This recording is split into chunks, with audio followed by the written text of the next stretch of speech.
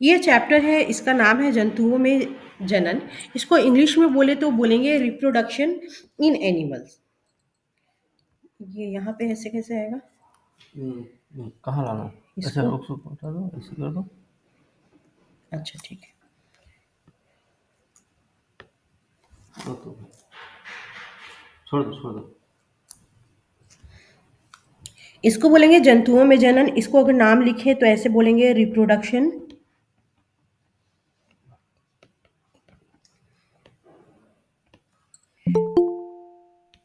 Animals, यानी जंतुओं में जनन के बारे में पढ़ेंगे। कल हम लोगों ने पढ़ा एक शब्द जिस पे सपना ने मेरे से पूछा था।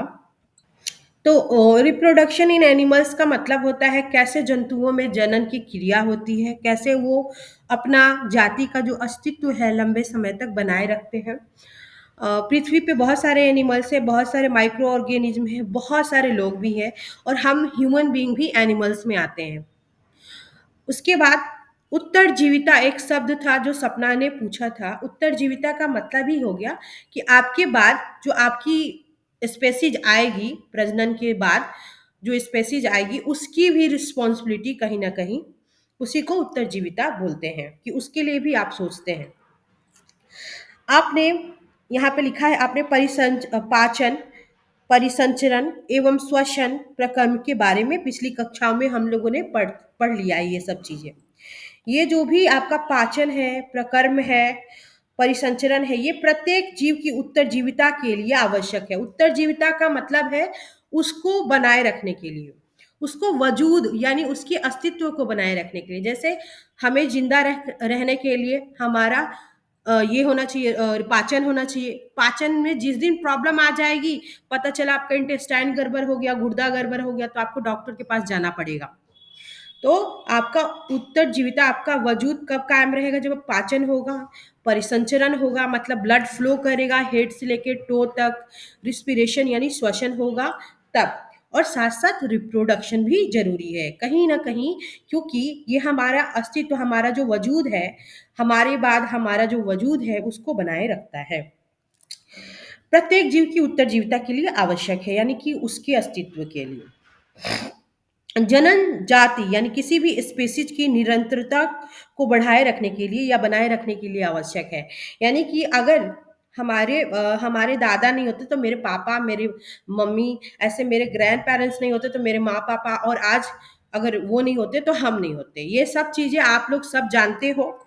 जहाँ कहीं दिक्कत होगा ओपन करके बात कर लेना। रूम में कोई नहीं है फिलहाल, मैंने बोल दिया है जाने के लिए। कल्पना कीजिए कि यदि जीव प्रजनन नहीं करते तो क्या होता है। अगर आप सोच लीजिए कोई मेढक का बच्चा अगर बेबी बॉर्न नहीं करेगा, कोई कुत्ता अगर बच्चा बॉर्न नहीं करेगा, सॉरी कुतिया करती है लेकिन ठीक है, मदर फादर दोनों मिलके करते हैं। मनुष्य में इसी तरह अगर उसके पेरेंट्स मिलके नहीं करेंगे, या तितली जो भी है, तो क्या तितली का स्पेसीज आपको देखने को ज्यादा दिन तक मिलेगा? नहीं मिलेगा। ज्यादा दिन तक गाय की स्पेसीज मिलेगी? नहीं मिलेगी। तो कहीं ना कहीं ये चीजें जरूरी हैं। आप इस बात को मानेंगे कि जीवों में जनन विशेष महत्व रखता है, क्योंकि यह एक जैसे जीवों में पीढ़ी दर पीढ़ी निरंतरता को बनाए रखने में सुनिश्चित करता है, निरंतरता को बनाए रखने में, कंटिन्यूटी को बनाए रखने में अपना भूमिका निभाता है। जैसे बहुत सारा कुत्ता का बहुत सारा स्पेसीज है तो वो रिप्रोडक्शन के बाद बहुत सारा स्पेसीज आता है। इसी तरह दिनों दिन, डे बाय डे, बहुत तरह का जो मछली है वो समुद्र में आपका ग्रो करेगा, मिलेगा। इस अध्याय में हम जानेंगे कि जंतु किस प्रकार जनन करते हैं। जनन की विधियां, there are the two types of reproduction. दो टाइप का जनन का मेथड है, यहाँ से पढ़ेंगे, वो इम्पोर्टेंट नहीं था। क्या आप बता सकते हैं कि चूजे और इल्ली यानी कि कैटल पिलर किस प्रकार से जन्म लेते हैं? नहीं बता पाएंगे क्योंकि हमने देखा नहीं है। जब देख लेंगे, पढ़ लेंगे तो जरूर बता पाएंगे। मैम इल्ली बिलौटे, कैसी होती है, कैटरपिलर? देखो बिल्ली तो क्या है ना, वो उसका एक छोटा सा स्टेप होता है लार्वा, जैसे अभी पढ़ना पता चल जाएगा। लार्वा हो गया, प्यूपा हो गया, ये सब सारा पढ़ा होगा लेकिन हमको उतना याद नहीं रहता है। आगे पढ़ेंगे पता चल जाएगा। बिलौटे और पिल्ले का जन्म किस प्रकार होता है? बिलौटा किसको बोलते हैं? बिल्ली के बच्चे को बिलौटा बोलते हैं या बिलौटे बोलते हैं।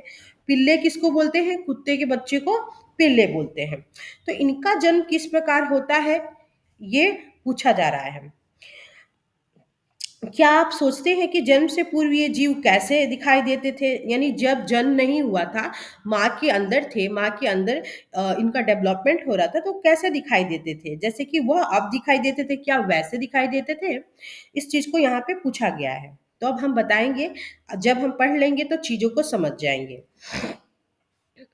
पौधे पौधों की ही तरह जंतुओं में भी जनन 2 प्रकार से होती है और जनन की 2 विधियाँ हैं।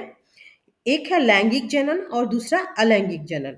मैंने आपको पहले भी बताया है, जहाँ लगा रहता है वहाँ मतलब होता है नॉट या नहीं। यानी कि अलैंगिक का मतलब है यहाँ पे 2 टाइप के लोग, 2 टाइप का जो मतलब गैमीट है वो नहीं रहेगा, यानी मेल और फीमेल। अलैंगिक में क्या होता है ना, या तो सिर्फ मेल अलग से प्रोड्यूस कर सकता है बेबी को, या फीमेल अलग से प्रोड्यूस कर सकती है, दोनों नहीं होते हैं।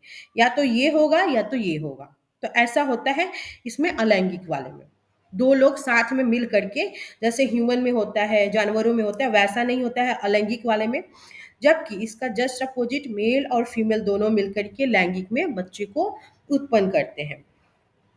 यहाँ पे आपको दिया गया है जंतुओं के नाम, जिसमें मनुष्य भी जंतु है और सबके बच्चे का नाम मैंने एक भर दिया है, बाकी आपके लिए छोड़ दिया है। गाय के बच्चे को बछड़ा भी बोलते हैं, बछिया भी बोलते हैं। कुत्ते के बच्चे को पिल्ला बोलते हैं या पिल्ले भी बोलेंगे। बिल्ली के बच्चे को बिलौटा यहाँ पे दिया था, तो आप 2 चीजें तो आपको मिल ही गई, और आगे हाँ जो बच जाएगा वो आपको भरना है। सबसे पहले हम लोगों ने पौधों में जो रिप्रोडक्शन चैप्टर था 7 क्लास में वो पढ़ा था, आप लोगों को याद होगा, जिसमें मैंने बताया था कि पौधों का जो रिप्रोडक्शन का पार्ट होता है, 4 पार्ट होता है, कैलिक्स, कोरोला, एंड्रोशियम और गायनेशियम। जो लोग थे तो उनको याद होगा। ये मैंने बोला इंग्लिश में क्योंकि मुझे इंग्लिश में इसका नाम याद था। जैसे एक फ्लावर लोगे तो नीचे का जो हरा हरा 5 पंखुड़ियाँ होती हैं, उसको उसको वो उसका एक पार्ट हो गया। फिर अंदर का जो लाल लाल एक पार्ट होता है, जैसे गुलाब लो तो गुलाब के नीचे में हरा हरा होता है, वो भी उसका पार्ट है रिप्रोडक्शन का। फिर लाल लाल जो गुलाब की पंखुड़ियां हैं वो भी, साथ साथ अंदर में एंड्रोशियम और गायनेशियम पाया जाएगा। एक ही प्लांट में भी एंड्रोशियम हो सकता है, या एंड्रोशियम गायनेशियम दोनों कभी कभी साथ में होते हैं और कभी कभी अलग अलग पेड़ पे होते हैं। तभी क्या होता है कि एक पेड़ से गैमेट दूसरे पेड़ पे ट्रांसफर होता है, लेकिन कभी कभी एक ही पेड़ के अंदर होता है और ये निकलने के बाद इसी में अंदर जाके एक तरीके से फर्टिलाइज हो जाता है। तो कभी कभी अलग अलग पेड़ में भी हो सकता है और एक ही पेड़ में भी हो सकता है। अब हमको पढ़ना है, चूंकि यहाँ पे इरेज कर देते हैं इसको, तो कि आप लोग को दिक्कत ना हो, वो मैंने समझाने के लिए लिख दिया था। लैंगिक जनन के बारे में हम पढ़ेंगे। लैंगिक जनन करने वाले पौधों में नर और मादा जननांग भाग होते हैं, यानी कि मेल रिप्रोडक्टिव ऑर्गेन और फीमेल रिप्रोडक्टिव ऑर्गेन। जंतुओं में भी नर एवं मादा में विभिन्न जनन भाग अथवा अंग होते हैं। जंतुओं में भी सेम मेल और फीमेल टाइप का अलग अलग रिप्रोडक्टिव ऑर्गेन होता है, जिसको मेल वाले को मेल रिप्रोडक्टिव ऑर्गेन, फीमेल वाले को फीमेल रिप्रोडक्टिव ऑर्गेन बोलते हैं। हिंदी में बोलेंगे तो मादा जनन अंग, इंग्लिश में बोलेंगे तो मादा के साथ साथ क्या है ना, नर मेल। जनन अंग, है ना। मादा और नर जनन अंग ऐसे आप लिख लेना, मादा जनन अंग और नर जनन अंग। इतना समझ में आ जाएगा ना। जी मैम। हम्म, यस मैम। Yes ma'am. इतना सबको पता होगा। पौधों की ही तरह जंतुओं में भी मादा और नर गैमीट भी होते हैं। पौधों में भी क्या होता है, मेल गैमीट होता है और फीमेल गैमीट होता है। तो मादा जनन अंग क्या निकालता है, कोई बात नहीं। मादा जनन अंग का क्या काम होता है, मादा जनन अंग निकालेगा मेल गैमीट। मादा मेल वाला क्या निकालेगा, मेल गैमीट निकालेगा, मेल गैमेट। फीमेल रिप्रोडक्टिव क्या प्रोड्यूस करेगी, फीमेल फीमेल गैमेट। यानी कि मादा का जो जनन अंग है, उसका जो जनन अंग है वो मेल गैमेट निकालेगा, जिसको हम स्पर्म बोलते हैं या शुक्राणु बोलते हैं। फीमेल रिप्रोडक्टिव ऑर्गेन जो पूरा मिलकर के किसको निकालेगा, फीमेल गैमेट को, जिसको हम लोग क्या बोलते हैं, विषाणु को अंडाणु, अंडाणु बोलते विषाणु हैं या अंडा भी बोल देते हैं। इंग्लिश में इसको ओवम बोल देते हैं, है ना, और इसको क्या बोलते हैं बेटा, स्पर्म बोलते हैं। एक मिनट अच्छे से लिख देती हूँ, नहीं तो दिक्कत हो जाएगी आपको। SPERM, स्पर्म, इंग्लिश में नाम लिख दिया है ताकि जनरली इंग्लिश में ही याद रहता है। आइए हम मनुष्य में जनन भागों का पता लगाए एवं जनन की जो प्रक्रिया है उसके बारे में अध्ययन करें। यहाँ पे देखिए जो मैंने बताया कि जो मेल गैमिट है यानी मेल ऑर्गन जो है वो मेल गैमिट निकालता है और फीमेल वाला फीमेल गैमिट मैम बनाता है। स्क्रीन नहीं दिख रही है। जी बोलिए। मैम स्क्रीन नहीं दिख रही, स्क्रीन नहीं बार बार दिख चली जा रही है। स्क्रीन बार बार चली दिख जा ही रही नहीं रही है मैम। अब दिख रही है, फिर भी दिख रहा है कि नहीं? आ गई, अच्छा दिख ठीक। रही है, दिख रहा है। मशरूफा आपको नहीं दिख रहा है बेटा? दिख रही है मैम अब। अच्छा ठीक है। यहाँ पे देखिए जो संलयित होकर युग्मनज बनाते हैं, जैसे अभी मैंने बोला कि मेल रिप्रोडक्टिव ऑर्गन स्पर्म निकालता है या फीमेल वाला ओवम, और जब स्पर्म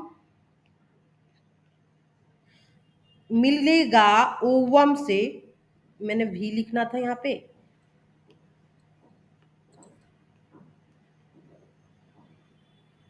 ओवम से मिलेगा तो जाइगोट का फॉर्मेशन होगा, यानी कि स्पर्म ओवम से मिल करके जाइगोट बनाएगा, और इन दोनों के मिलने के प्रोसेस को क्या बोलते हैं, फर्टिलाइजेशन या निषेचन बोलते हैं। जब मेल या वाला स्पर्म ओवम से मिलेगा तो मिलने के प्रोसेस को क्या बोलते हैं, फर्टिलाइजेशन फर्टिलाइजेशन फर्टिलाइज करता है, यानी कि आके आपस में मिल जाता है, और हिंदी में बोले तो निषेचन बोलते हैं सपना, निषेचित कर देता है यानी उसमें आके मिल जाता है।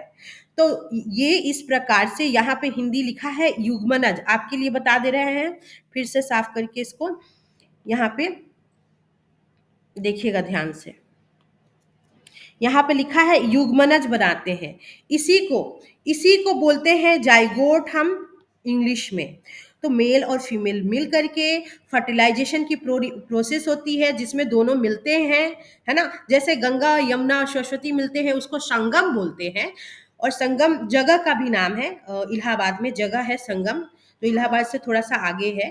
तो उस प्रोसेस को जब आप संगम बोल रहे हो तो सेम काइंड जब मेल और फीमेल गैमेट मिलते हैं उसी को हम फर्टिलाइजेशन कहते हैं, और फर्टिलाइज होने के बाद वो दोनों मिल करके जाइगोट का फॉर्मेशन कर लेते हैं या युग्मनज बनाते हैं। यही युग्मनज धीरे धीरे डेवलप होकर विकसित होकर के एक नया जीव बना देता है। इस प्रकार का जनन जिसमें नर एवं मादा का संलयन होता है वो लैंगिक जनन कहलाता है, जिसमें फीमेल और मेल गैमेट यानी स्पर्म और ओवम आपके एक दूसरे से मिलते हैं, उस प्रकार का जनन लैंगिक जनन कहलाता है। लैंगिक जनन पौधों में भी होता है, इंसानों में भी होता है और जानवरों में भी होता है। हम मनुष्य में इसके बारे में पता करेंगे। आइए चले आते हैं, इरेज कर दे क्या, गंदा लग रहा है? नहीं मैम रहने दीजिए। अच्छा,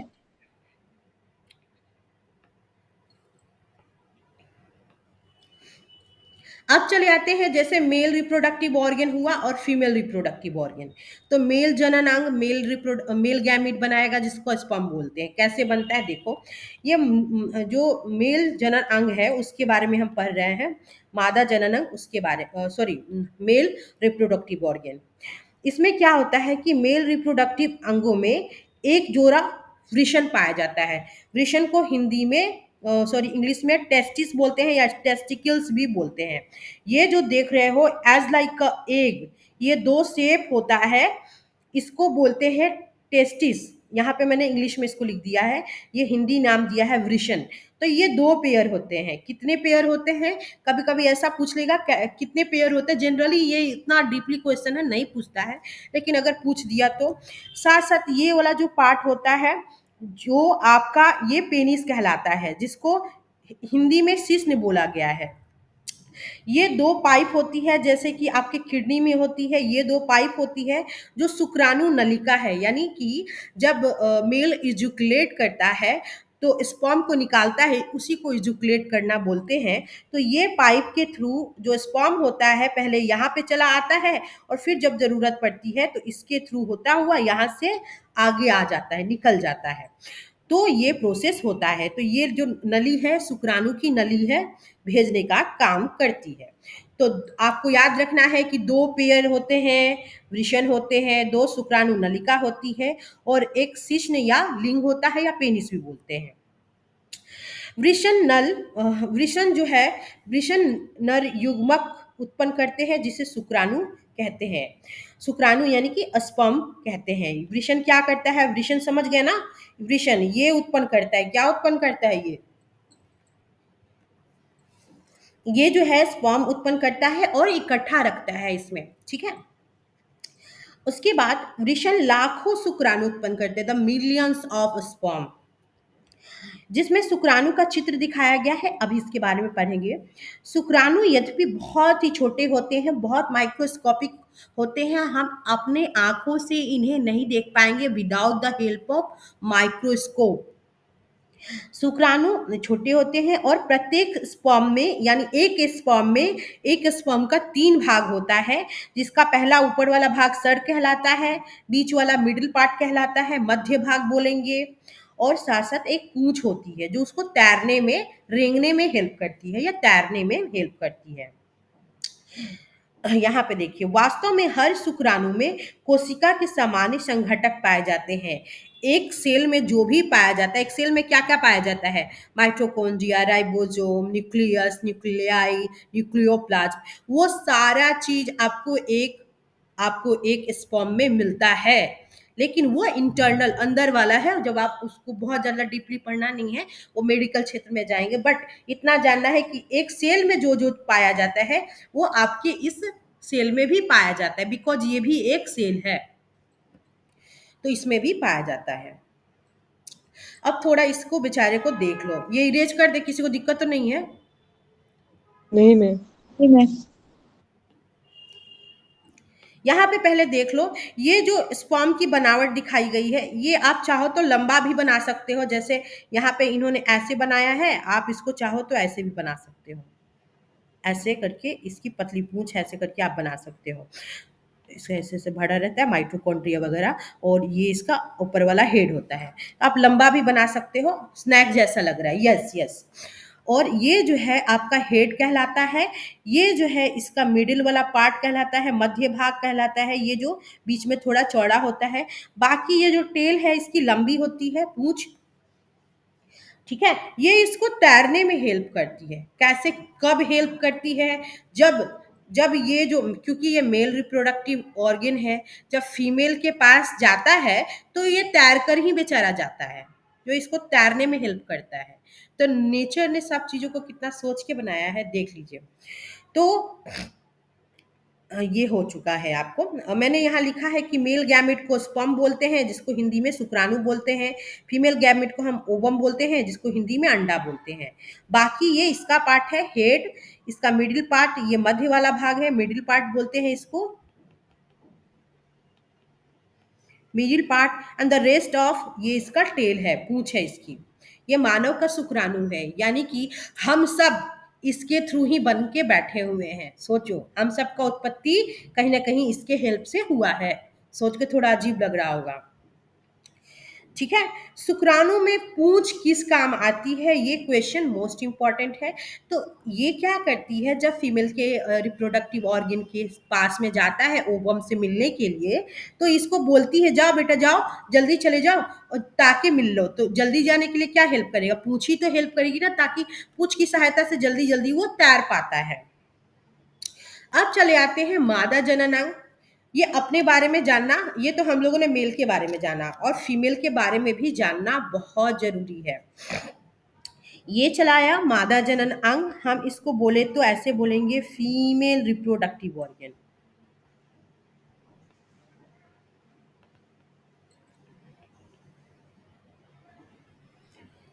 मादा जननांगों में क्या होता है कि एक जोड़ी अंडाशय होती है, यानी कि हम सब में अपने आप को कनेक्ट कर लेना है, हम सब की बात है।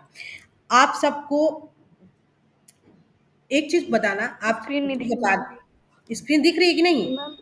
No ma'am. नहीं दिख मैम, रही है। नहीं दिख रही। हाँ, अब दिख दिख रही रही है। अभी दिख रहा है? Yes ma'am. जी ठीक मैम। है। यस। मादा जननांगों में एक जोड़ी अंडाशय पाई जाती है। ये जो देख रहे हो व्हाइट व्हाइट व्हाइट व्हाइट, ये वाला पार्ट, जैसे इनमें जैसे ये था ना एक जैसा, जो वृषण था, जो अंडा यानी कि इनका जो गैमिट है वो बना रहा था, स्पर्म बना रहा था। ये क्या करता है? स्पर्म ही तो बनाता है ना। ये क्या करता है? स्पर्म बनाता है ना, दोनों दोनों जी स्पर्म मैम। बनाता है ना। उसी बिल्कुल। तरह हमारे में भी होता है अंडाशय। अंडाशय, अंडाशय वर्ड लिखते हैं तो अंडाशय का मतलब होता है अंडा प्लस शय। जब हिंदी में आप इसको तोड़ोगे तो अंडा प्लस शय मिलेगा, अंडा प्लस आशय मिलेगा, सॉरी। तो आशय। अंडा का जो घर है, अंडा का जो घर है क्या है? ओवरी। ओवरी में क्या होता है कि अंडा बनता है, और इसमें हर एक मंथ, पर मंथ अंडा बनता है। तो क्या है ना कि या तो किसी एक में बन सकता है, एक मंथ में इसमें भी बन सकता है, दूसरे मंथ में इसमें भी बन सकता है, किसी भी मंथ में किसी एक में बनता है। मतलब एक ही अंडा बनेगा, एक मंथ में एक अंडा बनेगा, या तो इसमें बनेगा या तो इसमें बनेगा, एक में बनेगा। इसको अंडाशय होती है, एक जोड़ी अंडाशय होती है। एक जोड़ी का मतलब दो अंडाशय होता है। अंडवाहिनी होती है, जिसको आप इसको बोल रहे हो अंडवाहिनी, जो अंडा लेके जाती है। सेम इस तरह की भी शुक्राणु नलिका होती है, जिसमें इसमें होती है अंडवाहिनी, जो अंडा लेके जाती है, जिसको डिंबवाहिनी भी बोलते हैं। तथा गर्भाशय होता है। गर्भाशय इसी को यूटेरस बोलते हैं। यूटेरस का बात आप लोग बहुत सुने होंगे, या गर्भाशय का बात बहुत ज्यादा। आपका हाथ है, इसके हाथ में नहीं बेटा, इसकी जो नली है ना, उसमें सही बोल रहे हो, as like a finger, like ऐसा ऐसा स्ट्रक्चर होता है, ऐसे करके। जब क्या यस मैं होता है वही ना, तो कह रही हूँ। अंडाशय में अंडा बनता है। मान लो कि एक मंथ में, जैसे जब पीरियड आने लगता है तो उससे पहले, पीरियड से 2-4 दिन पहले अंडा आके यहाँ पे जन्म लेता है। अंडा आता है तो ये हाथ वाला पार्ट क्या करता है? इसको पकड़ के ले जाता है और यहाँ पे डाल देता है। एक मिनट इरेज कर देती हूँ, यहाँ रेड है, नहीं समझ में आया।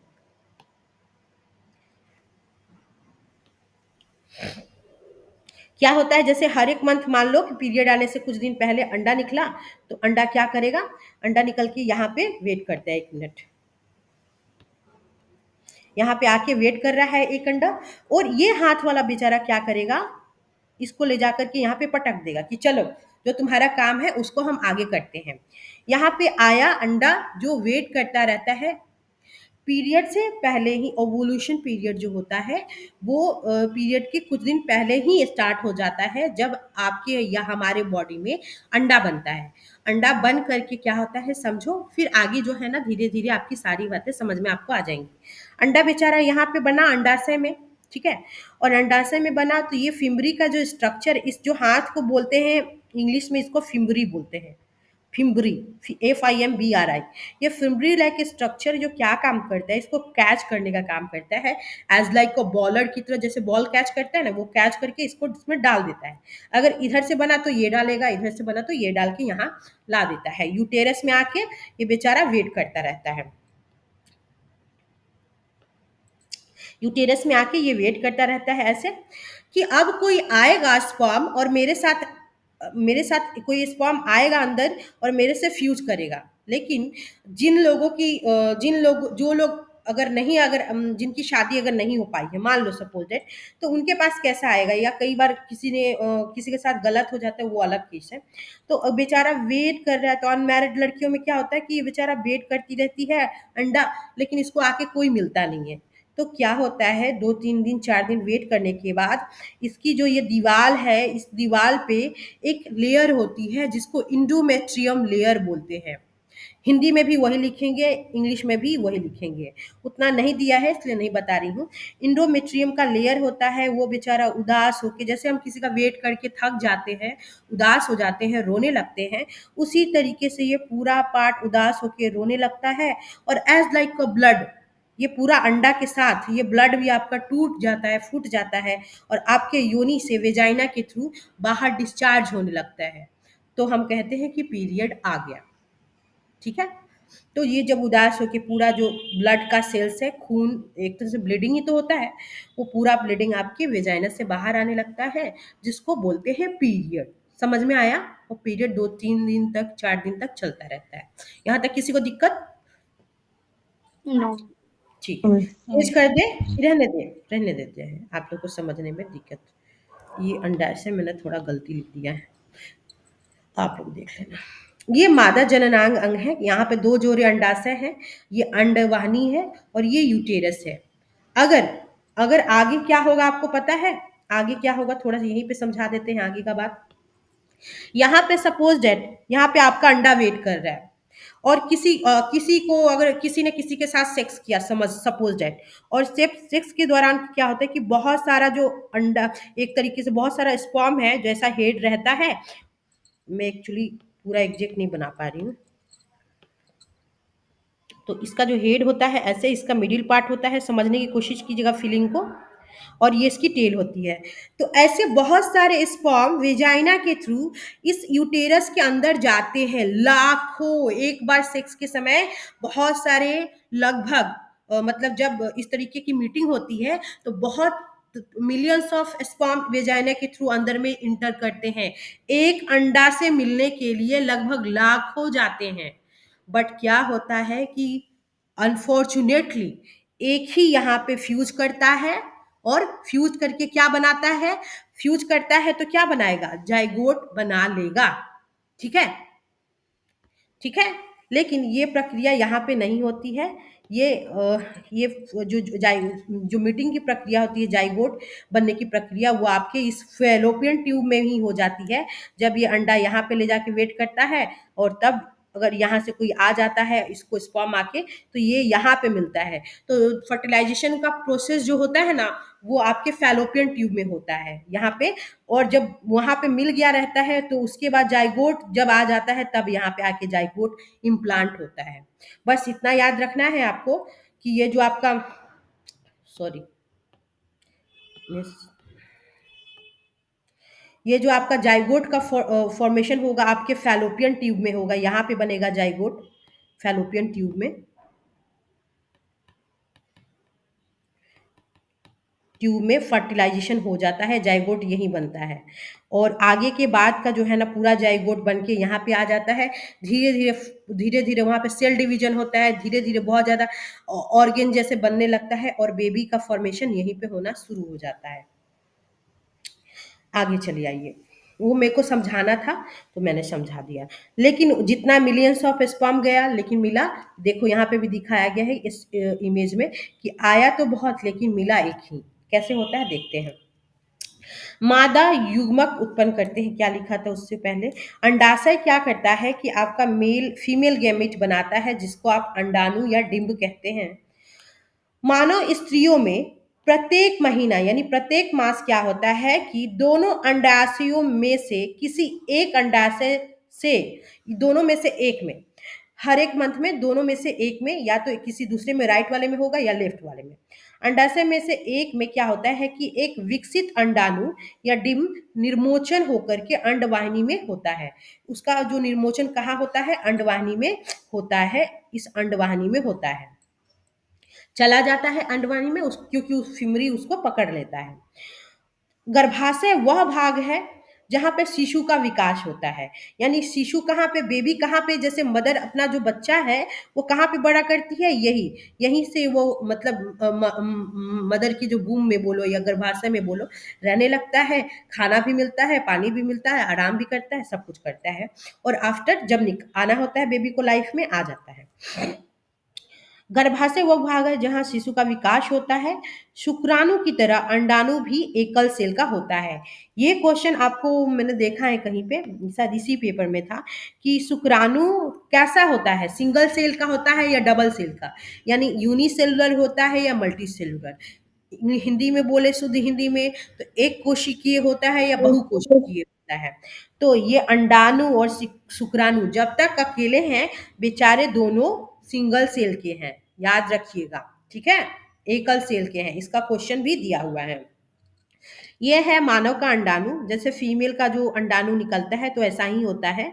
ये है अंदर में साइटोप्लाज्म, ठीक है, और ये है आपका न्यूक्लियस, ये एक बीच में गोला होता है बड़ा सा, इसको न्यूक्लियस बोलते हैं। मानव अंडाणु का ये चित्र है।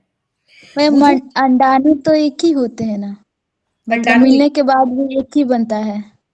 मिलने के बाद भी जाइगोट भी बनेगा, जैसे मेल और फीमेल दोनों मिल गया तो जाइगोट भी बनता है ना, जाइगोट भी सिंगल सेल ही होता है, ठीक है। ओके। हाँ, तो बूझो को पता है कि विभिन्न जंतुओं में अंडों का साइज अलग अलग होता है, जाहिर सी बात है।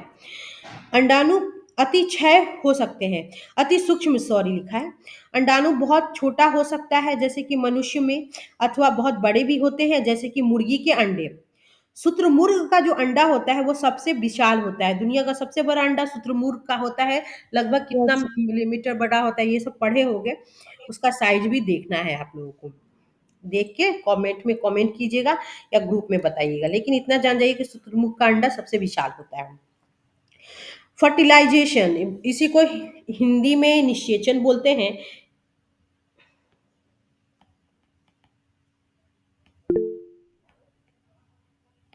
एक में बेटा, हाँ बोलिए बोलिए महनाज। मैम ट्विंस बेबी कैसे होते हैं, यानी कि इसमें 2 स्पर्म जाता है तब होता है? हाँ, कई बार क्या होता है कि एक फ्यूज किया ही रहता है तब तक दूसरा भी आके उससे मिल जाता है। ये बहुत मेरे दिमाग में अभी जस्ट ये चीज आ रही थी, लेकिन किसी ने पूछा नहीं इसलिए मैंने उसको इग्नोर करके, क्योंकि उतना फिर फंसते जाओगे। जब क्या होता है कभी कभी थिंक सारा चीज क्या होता है कि मिल जाता है, न्यूक्लियस न्यूक्लियस के साथ मिल जाता है और एक पूरा युग्मनज का निर्माण होता है। एक यहाँ पे एक चीज दिया था कि आपका शुक्राणु भी सिंगल सेल होता है और आपका अंडाणु भी सिंगल सेल होता है, यानी कि स्पर्म भी सिंगल सेल है, आपका ओवम भी सिंगल सेल है। तो क्या फर्टिलाइजेशन के बाद बना ये जाइगोट ये सिंगल सेल है या नहीं? नहीं है सर मैम नहीं, दोनों हो सकता है, मैम, दोनों होगा। सिंगल या एक से ज्यादा सिंगुलर डबल है। भी। ये सिंगल होता है क्योंकि सब चीजें तो आपस में, अभी मैंने बोली कि सब चीजें आपस में मिल जाती हैं। ये भी आपस में जब सब चीजें दोनों का मिला दोगे तो एक ही चीज बन जाएगा ना, तब ये सिंगल सेल ही होता है, ठीक है। याद रखिएगा, भूलिएगा मत, ये क्वेश्चन भी दिया हुआ है इसी चैप्टर में। निषेचन के प्रक्रम में स्त्री यानी कि माँ होती है जो, वो माँ के अंडाणु और पिता यानी कि नर के जो शुक्राणु का संयोजन होता है। अतः नई संतति में कुछ लक्षण अपनी माता से आते हैं, कुछ अपने पिता से आ जाते हैं, और ये हेरिडिटी होता है यानी कि वंशानुगत होता है। कितनी बदमाश है आयशा, बताओ, गूगल से पूछेगी, अच्छा पूछ लेना आप। तो अंडाणु क्योंकि आपका माँ का भी अंडा आया है और पिता का भी स्पर्म आया है, तो आधा क्वालिटी बापू बापू का रहता है, आधा माँ का रहता है। इस तरीके से कोई भी बच्चे में ऐसे बोलते ना ये बाप पे चला गया है, कैसे बता रहे हो? बिकॉज उसके लक्षण बता रहे कि ये बाप पे चला गया है। और जो बच्चियां हैं उसका कैरेक्टर बोला रही एकदम बिल्कुल माँ जैसी है दिखने में, कि उसकी जो दिखने की जो ऊपर की फिजिकल प्रॉपर्टी है, उसका चेहरा है वो माँ जैसा हो गया है, तब हमने बोला कि वो माँ जैसी हो गई है। तो ऐसा होता है बिकॉज ये हेरिडिटी है, वंश के हिसाब से आपका जो गुण है वो अपने बेबी में ट्रांसफर होता रहता है। अपने भाई अथवा बहन को देखिए, अपने भाई बहन को देखना, थोड़ा यह पहचानने का प्रयास कीजिए कि उनमें कौन से लक्षण माता से और कौन से लक्षण पिताजी से प्राप्त हुए हैं। अपने भाई बहन को देखना, उसमें कुछ ना कुछ ऐसा गुण होगा जो उसको पापा से मिला होगा, और कुछ बहन, सॉरी मेरे मुंह से गलती से निकल गया, कुछ माँ से मिला होगा और कुछ उसके पापा से मिला होगा। वह निषेचन जो मादा के शरीर के अंदर होता है उसको आंतरिक निषेचन कहते हैं। मादा के शरीर के अंदर का मतलब है, जब यहाँ पे आप पढ़े हो तो यहाँ पे जो ये निषेचन की प्रक्रिया हुई है, क्या बाहर होती है, शरीर के बाहर होती है? नो। सपना, फलक, नो मैम। अंदर होती खुशबू, है। ये शरीर के अंदर नो। होती है, शरीर के अंदर होती है ना, शरीर के अंदर यस होती है। मैम। इसी को हम बोलते हैं आंतरिक, यानी कि अंदर का निषेचन, हमारे बॉडी के अंदर होता है इस तरीके का फर्टिलाइजेशन। इंग्लिश में हम बोलेंगे इंटरनल फर्टिलाइजेशन। इस तरह का फर्टिलाइजेशन किस में होता है? ह्यूमंस में, यानी हम इंसानों में, गाय में, कुत्ते में, मुर्गे मुर्गे इत्यादि अनेक जंतुओं में आंतरिक निषेचन होता है। इन सब में अंदर का जो निषेचन है वो होता है, यानी कि मेल और फीमेल गैमेट शरीर के अंदर मिलते हैं। लेकिन कुछ ऐसे एनिमल्स हैं जिसमें ये प्रक्रिया शरीर के बाहर होती है, इसके बारे में पढ़ेंगे। क्या आप लोग परख नली शिशु के बारे में सुने होंगे? आप लोग सब परख नली शिशु के बारे में सुने हो और पढ़े भी होंगे। कुछ स्त्रियों में IVF, that is good, good फलक, मशरूफा बहुत अच्छा, मुझे लगा फलक ने बताया, कोई बात नहीं। कुछ स्त्रियों में क्या होता है बेटा, कुछ स्त्रियों की जो अंडवाहिनी होती है वो अवरुद्ध होती है, यानी कि बहुत सारा ऐसा केस देखे होंगे जिसमें जो फीमेल है उनके फैलोपियन ट्यूब में प्रॉब्लम होता है, वो ब्लॉक होता है। तो अंडा बनता भी है पर मंथ, कहने का मतलब उनको हर एक मंथ पीरियड आता है, दैट सो दैट कि उनमें हर एक मंथ आपके अंडे का विकास हुआ। पीरियड क्या शो किया कि वो हर एक मंथ जो वो लेडी है उनमें अंडे का विकास हुआ, वो वेट किया नहीं हुआ, फिर उनको पीरियड आ गया। तो लेकिन क्या होता है ना, उसका जो फैलोपियन ट्यूब, ऊपर देख लेते थोड़ा सा, हर एक मंथ क्या होता है, यहाँ पे अंडाशय तो बनता है, और लेकिन ये अवरुद्ध होने की वजह से किसी एक में बन गया अंडा, ये ब्लॉक होने की वजह से क्या होता है कि ये फर्टिलाइजेशन का प्रोसेस नहीं कर पाता है, इसको पकड़ के आगे ज़्यादा दूर तक नहीं ले जा पाता है, हेल्प नहीं करता है, जिसकी वजह से क्या होता है, ये फैलोपियन ट्यूब खराब होने की वजह से बहुत सारे मदर जो है ना कंसीव नहीं कर पाती हैं, यानी बेबी बॉर्न करने में उनको दिक्कत होती है। इस चीज को पढ़ना है। कुछ स्त्रियों की अंडवाहिनी अवरुद्ध होती है, यानी कि एक तरीके से ब्लॉक होती है, बंद होती है। ऐसी स्त्रियां शिशु उत्पन्न करने में असमर्थ होती हैं, क्योंकि निषेचन के लिए शुक्राणु मार्ग अवरुद्ध होने के कारण अंडाणु तक नहीं पहुंच पाते। जो निषेचन होता है वो आपके फैलोपियन ट्यूब यानी कि अंडवाहिनी में होता है, लेकिन वहां तक आपका स्पर्म कब आएगा, जो आगे तक तैर के आएगा, फिर आपके वेजाइना से होते हुए अंदर जाएगा, फिर वहां फैलोपियन ट्यूब तक आएगा तब, लेकिन वहां तक पहुंच नहीं पाता क्योंकि आपकी ये जो अंडवाहिनी है वो ब्लॉक है। इसी मार्ग से होके जाता है, लेकिन वो ब्लॉक होने के कारण वहां पे मिल नहीं पाता है अंडाणु तक, और वैसी लेडीज मां नहीं बन पाती जनरल फॉर्म में। मतलब नेचुरली मदर नहीं बोल सकते। ऐसी स्थिति में डॉक्टर क्या करते हैं कि उनका हेल्प करते हैं, उनका ट्रीटमेंट करते हैं, और उससे ताजा अंडाणु, जैसे किसी महिला में जो एग निकलता होगा उस समय एग एग को बाहर अपने सुई की सहायता से, अपने मतलब किसी भी ट्रीटमेंट की सहायता से बाहर निकाल लेते हैं, और उस उनके पति का या हस्बैंड का शुक्राणु लेकर के बाहर निकाल के दोनों को उचित माध्यम में कुछ घंटों के लिए एक साथ रख देते हैं, जैसे वो, जिससे IVF अथवा इन विट्रो निषेचन कहा जाता है, यानी शरीर से बाहर इनका कृत्रिम निषेचन होता है, यानी कि मदर से निकाल लिया अंडाणु और फादर से निकाल लिया शुक्राणु, है तो बच्चे उन्हीं के, लेकिन पूरा प्रोसेस अंदर नहीं हुआ, फर्टिलाइजेशन अंदर नहीं हो पाया क्योंकि ब्लॉक था। तो यहाँ पे अंडाणु आ जाएगा और इधर आ जाएगा इनका स्पर्म, दोनों मिलेगा बाहर में, इसी को बोलेंगे इन विट्रो फर्टिलाइजेशन, क्योंकि उचित माध्यम में आपने इनको बाहर बाहर कुछ घंटे बाहर रख करके इनका एक तरीके से फ्यूजन करा दिया, निषेचन करा दिया। अगर निषेचन हो जाता है तो कई बार क्या होता है ना, बाहर में भी आसानी से निषेचन नहीं होता है, क्योंकि आप सबको पता है नेचुरल चीज़ें नेचुरल होती हैं और आर्टिफिशियल आर्टिफिशियल ही होती हैं।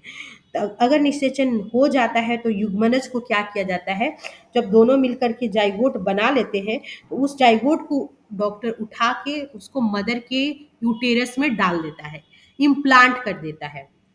डिफिकल्ट प्रोसेस होता है, बहुत ज़्यादा तकलीफ होती है मदर के बॉडी को। अगर हो जाता है तो लगभग 1 सप्ताह तक विकसित किया जाता है, उसको डेवलप किया जाता है बाहर में ही, और जिसके पश्चात उसे माता के गर्भाशय में स्थापित किया जाता है। माता के गर्भाशय में उसका जो जितने महीने तक, क्योंकि 1 सप्ताह ही ना आप इसको बाहर डेवलप कर रहे हो, 1 सप्ताह के बाद तो उसको अंदर डाल ही दिए, बाकी सारा प्रोसेस है एज यूजुअल चलता रहता है, जैसे मदर के शरीर में बच्चा बेबी बनता है, धीरे धीरे धीरे धीरे जो भी प्रोसेस होती है। तो माता के गर्भाशय में पूर्ण विकास होता है तथा शिशु का जन्म समान महिलाओं की तरह ही नॉर्मल डिलीवरी हो जाती है। इस तकनीक द्वारा जन्मे शिशु को परख नली शिशु कहते हैं, क्योंकि इनको बाहर आपने परख नली में इनका फ्यूजन कराया है। यह एक मिथ्या नाम है, क्योंकि शिशु का विकास परख नली में होता है। इसे परख नली शिशु हम लोगों ने एक तरीके से मिथ्या झूठा नाम दे दिया है। पूरा पूरा प्रक्रिया तो थोड़ा सा बाहर होता है, फर्टिलाइजेशन। आफ्टर दैट सारी प्रक्रियाएं मादा के यानी कि माता के अंदर यूटेरस में ही होती है, और डिलीवरी भी नॉर्मल हुआ। तो एक मिथ्या नाम है परख नली शिशु। मिथ्या का मतलब होता है फॉल्स, मतलब झूठा नाम। यहाँ पे देखेंगे, अनेक जंतुओं में निषेचन की क्रिया मादा जंतु के शरीर के बाहर होती है। जैसे आप देखें कि जिन इनको प्रॉब्लम था, जिस फीमेल को, ये यहाँ पे इस तरीके का प्रोसेस हुआ। आप लोग में से बहुत लोग बोलेंगे मैम कि मैम अभी तो आप पढ़ाई हैं कि निषेचन आंतरिक होता है हम ह्यूमन बीइंग में, लेकिन बेटा अगर कुछ लेडीज को इस तरह की प्रॉब्लम है तो हमारा साइंस बहुत डेवलप कर गया है, उनको भी मदर बनने का एक तरीके से अपॉर्चुनिटी देता है जिन लेडीज में इस तरह की प्रॉब्लम होती है। ठीक है, by the help of doctor. हाँ, ये बात है कि डॉक्टर तो साथ साथ पैसा भी आपको वियर करना पड़ता है, साथ साथ एक कंडीशन भी वैसी होनी चाहिए, और तकलीफ तो बॉडी को होता है, इसमें कोई डाउट नहीं है। अनेक जंतुओं में जो निषेचन की प्रक्रिया बाहर होती है, इन जंतुओं में निषेचन जल में होता है। जितने भी एनिमल हैं जिसमें मेल और फीमेल गैमेट बाहर में मिलता है, यानी फर्टिलाइजेशन शरीर के बाहर होता है, वो अधिकांशतः जो होते हैं वो जल में निषेचन करते हैं, यानी कि उनका फर्टिलाइजेशन शरीर के बाहर पानी में होता है। अब हम इनके बारे में पता करना है। आप देखे होंगे कि बसंती अथवा वर्षा ऋतु के समय किसी तालाब अथवा मंद गति से बहते झरने का भ्रमण कीजिए। आपको वहां पे मेढक के अंडों को आराम से तैरते हुए देख सकते हैं, उनके रंग और साइज का पता कीजिए। बसंत अथवा वर्षा ऋतु में मेढक और टोड पोखर और तालाब और मंद गति से बहते झरने की ओर जाते हैं। क्यों जाते हैं? जब नर और मादा एक साथ पानी में आते हैं तो क्या होता है कि मादा जो है ना सैकड़ों अंडे बाहर देती है। अभी तक हम लोगों ने अंदर में पढ़ा, जैसे कि एक मेल फ्रॉग होगा, मेल वाला फ्रॉग होगा, मेल फ्रॉग होगा, और एक होगी फीमेल फ्रॉग। फीमेल क्या करती है ना, पानी पे जा करके, यहाँ पे मान लो ये पूरा जगह है, यहाँ पे इन्होंने अंडा दे दिया। ठीक है, अंडा दे दिया, एक साथ सैकड़ों अंडे देती है। इसमें याद रखिए, हम ह्यूमंस की तरह नहीं होता है, इसमें सैकड़ों अंडे आते हैं। फिर उसका जो मेल पार्टनर है वो आ जाता है। जब मादा अंडे देके हट जाती है तो इसी पे क्या करता है, मेल वाला आके बहुत सारे अपने अंडे भी इस पे दे देता है, ये भी बहुत सारे अंडे दे देता है। और लेकिन क्या होता है कि पानी में देने की वजह से दोनों फ्लॉट करने लगते हैं, आपस में रेंगते हुए इधर उधर बहने लगते हैं, ऐसे ऐसे करके ये सभी बहने लगते हैं। इस बहने की प्रक्रिया में क्या होता है कि कुछ जो मेल वाले, जो मतलब मान लो कि स्पर्म में मेल वाला जो गैमेट था, वो मछलियों के द्वारा, कुछ जलीय जंतुओं के द्वारा खा लिया जाता है, कुछ जो वाटर वाले एनिमल्स होते हैं उनके द्वारा। और सेम होता है ये अंडे के साथ भी, वो भी खा लिए जाते हैं, क्योंकि वो उनका भोजन है। तो सभी जीव अपने जीवन को जीने के लिए कुछ ना कुछ तो करते हैं, आप सबको पता ही है, तो खा लेते हैं वो। तो इसमें से क्या होता है ना, जितना सैकड़ों अंडा निकला, तो सैकड़ों अंडा क्या होता है ना कि सैकड़ों मेल गैमेट के साथ फ्यूज नहीं हो पाता है। कुछ ही अंडे बचे जो रहते हैं, जो तैर करके, मान लो कि ये फीमेल वाला है और तैर करके गलती से कोई मेल वाला यहाँ पे पहुंच गया, तब ये आपस में मिल करके एक मेढक का निर्माण करे, मेढक की जो उसके बच्चे बनेंगे उसका निर्माण करेगा। तो ऐसे बहुत सारे बच्चे बन जाते हैं, लेकिन जितना सैकड़ा अंडा दिया उतने नहीं हो पाते हैं। तो सैकड़ों अंडे देती है। मुर्गी के अंडे की तरह मेढक के अंडे कवच से ढके नहीं होते हैं। मुर्गी के अंडा की तरह जो इसका अंडा है, वो एक छिलका देखते होगे, व्हाइट छिलका आप देखते हो, वो ढका नहीं रहता है उससे। व्हाइट सेल देखे हो ना, व्हाइट सेल जी देखे हो मैम। ना, ऊपर में जो मैम कैल्शियम कार्बोनेट का अंडा का बना होता, अंडा खाए हो तो देखिए ऊपर का छिलका उतार के, यस मैम। ये कैल्शियम कार्बोनेट CaCO3 का बना होता है, इसको कैल्शियम कार्बोनेट बोलते हैं अंडे का छिलका। तो वो वैसा कवच जो होता है, वैसा कवरिंग हमारे मेढक के अंडे के पास नहीं होता है। वो इस तरीके के होते हैं मेढक के अंडर। जैसे कि आप बहुत सारा एक तरीके से क्रीम देखे होंगे, जेली देखे होंगे, तो बहुत सारा जो क्रीम होता है, जेली होता है, उसके जैसा चिपचिपा ये सब्सटेंस होता है, जिसमें बहुत सारे आपको ये अंडे दिख रहे हैं। ये जेली जैसा होता है। और अच्छी बात क्या है कि ये सभी आपस में एक दूसरे से जुड़े रहते हैं। कैसे समझाऊं? कोई अदर एग्जांपल अगर दिमाग में आ रहा है तो याद करना। जेली जैसा होता है, वो पूरा एक दूसरे से सटा रहता है, ये अच्छी बात है। इस तरीके से अंडे आते हैं, इसमें बहुत सारे अंडे आप लोग देख रहे होंगे। तथा यह अपेक्षाकृत बहुत कोमल होता है, मुलायम होता है। जेली की एक परत अंडों को एक साथ रखती है। जेली लगा रहता है मान लो, और वो चिपचिपा होता है ना जेली, जो इन सब अंडों को आपस में एक तरीके से जोड़ के रखने में हेल्प करती है। मैम मैम मछली का अंडा भी तो ऐसा ही होता है, एक साथ जुड़ा हुआ। मछली का अंडा भी ऐसा ही होता है। हाँ, सही बोल रहे हो आप, लेकिन मछली में क्या इंटरनल फर्टिलाइजेशन होता है या बाहरी फर्टिलाइजेशन होता है? मैम मछली में, वो लोग भी तो पानी में अंडे देती है ना। हाँ, पानी में अंडे देते हैं, लेकिन कई बार मछलियों के पेट में बच्चे होते हैं, देखे होंगे आप। देखे हो कि नहीं? हम आगे बताएंगे इसमें कैसे होता है, आगे बताते हैं। देखो, पहले मेढक के बारे में देख लो। तो ये जेली जैसा जो सब्सटेंस है, ये इन सबको जोड़ के रखता है तथा इनकी सुरक्षा भी करता है, ताकि इधर उधर ना, ये एक तरीके से इधर उधर ना हो पाए। सपोज दैट इसमें से कुछ तो खा ही लिया जाता है, जैसे आप बता रहे हो, अभी पढ़ा हमने। मादा जैसे ही अंडे देती है, नर क्या करता है, उस पर अपना शुक्राणु छोड़ देता है, वो भी आके अपना स्पर्म इस पे निकाल देता है, इसी पे आके निकाल देता है। प्रत्येक शुक्राणु अपनी लंबी पूंछ की सहायता से जल में इधर उधर तैरते रहते हैं। शुक्राणु जो इसी पे छोड़ता तो है मेल वाला आके बेचारा, लेकिन क्योंकि पूंछ होता है मेल वाले में, हम लोगों ने पढ़ा, उसकी वजह से वो तैरता रहता है इधर उधर, ठीक है, तैरने लगता है। शुक्राणु अंड कोशिका के संपर्क में आते हैं और अभाग्य या सौभाग्यवश बोल सकते हो कि मेल वाला फीमेल के संपर्क में आ जाता है, जिसके फलस्वरूप निषेचन होता है। इस प्रकार का निषेचन, जिसमें नर एवं मादा युग्मक यानी मेल और फीमेल गैमेट का संलयन यानी कि मिलना उनका मादा के शरीर के बाहर होता है, उसको एक्सटर्नल फर्टिलाइजेशन या बाह्य फर्टिलाइजेशन या बाहरी फर्टिलाइजेशन भी बोलते हैं। ये मछलियों में होता है, स्टारफिश में होता है, जैसे जलीय जीवों में भी होता है एक्सटर्नल फर्टिलाइजेशन, ठीक है। तो ये ऐसा क्यों हुआ? फर्टिलाइजेशन किसके शरीर के? मादा के शरीर, क्योंकि मादा के शरीर में ही सारी प्रक्रिया होती है, मादा ही बच्चों को जन्म देती है। तो लेकिन यहीं पे मादा के शरीर के बाहर ही ये फर्टिलाइजेशन होता है, जिसको हम लोग एक्सटर्नल फर्टिलाइजेशन होते हैं। यह मछली में होता है, स्टारफिश में होता है, बहुत सारे जलीय जीवों में भी होता है, जैसे मेढक में हुआ। यहाँ पे देखो, मछली और मेढक एक साथ सैकड़ों अंडे क्यों देते हैं? इसका वजह अभी तक पता नहीं चला क्या? जबकि मुर्गी एक समय में केवल एक ही अंडा देती है। इसका कारण क्या आपको लगा अभी तक? क्योंकि उनमें जो है ना सैकड़ों अंडे देने का मतलब ये है, क्योंकि सब तो एक साथ फ्यूज नहीं कर पाते हैं। सैकड़ों अंडे क्या सैकड़ों मेल गैमिट के साथ फ्यूज कर पाते हैं? नहीं, क्योंकि उनमें से बहुत तो दूसरे जलीय जीवों के द्वारा उनका आहार बन जाते हैं, खा लिए जाते हैं।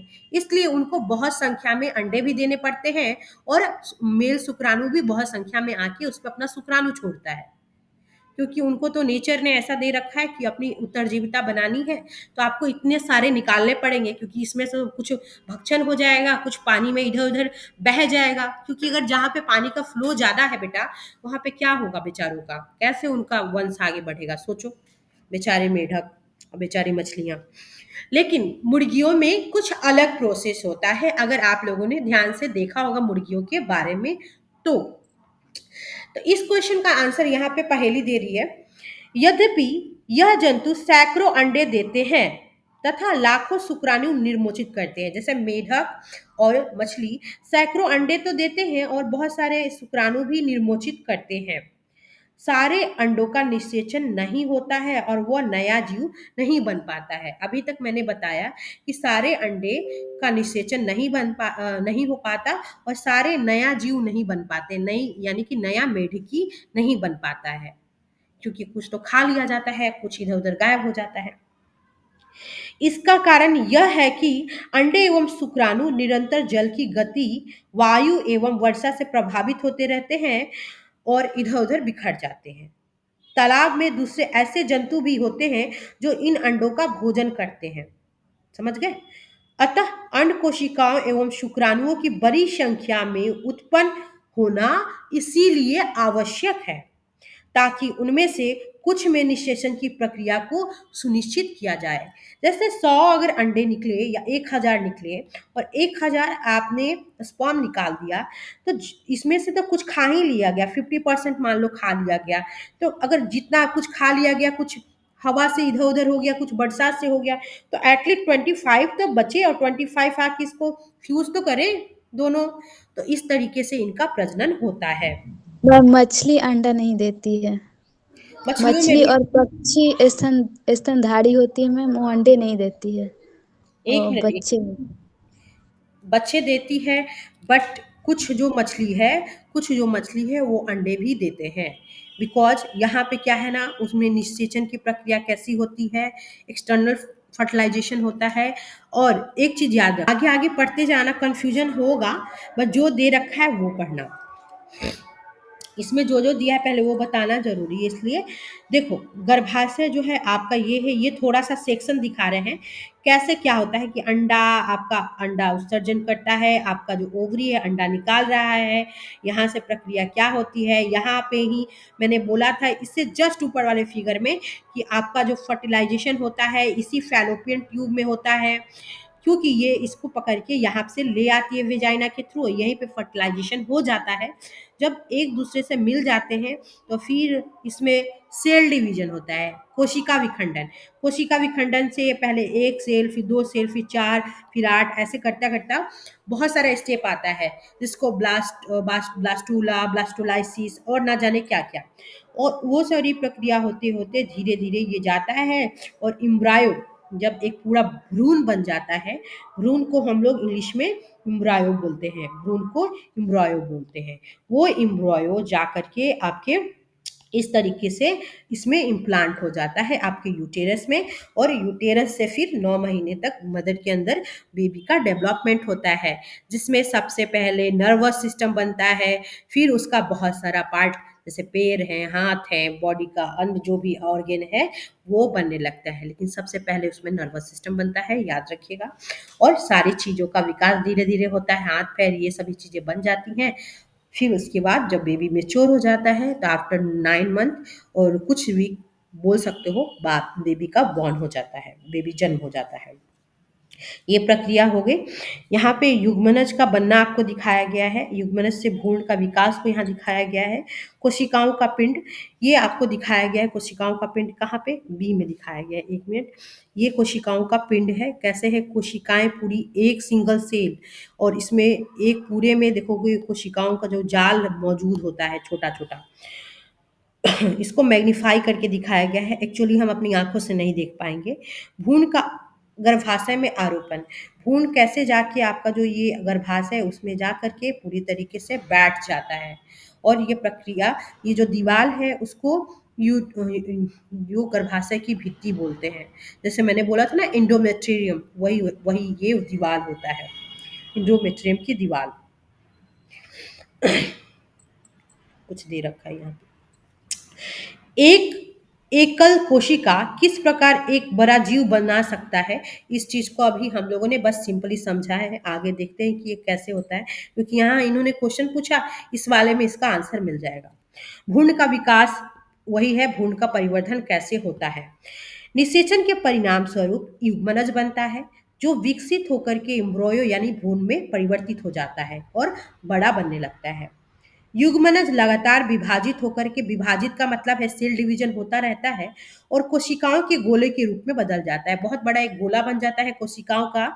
उसके बाद क्या होता है कि कोशिकाएं समूहीकृत होने लगती है, समूहीकृत का मतलब जमा होने लगती है एक जगह पे, तथा विभिन्न ऊतकों और अंगों में उसका डेवलपमेंट होने लगता है, डिफरेंट टाइप का ऑर्गन बनने लगता है और उसका प्रक्रिया शुरू हो जाता है।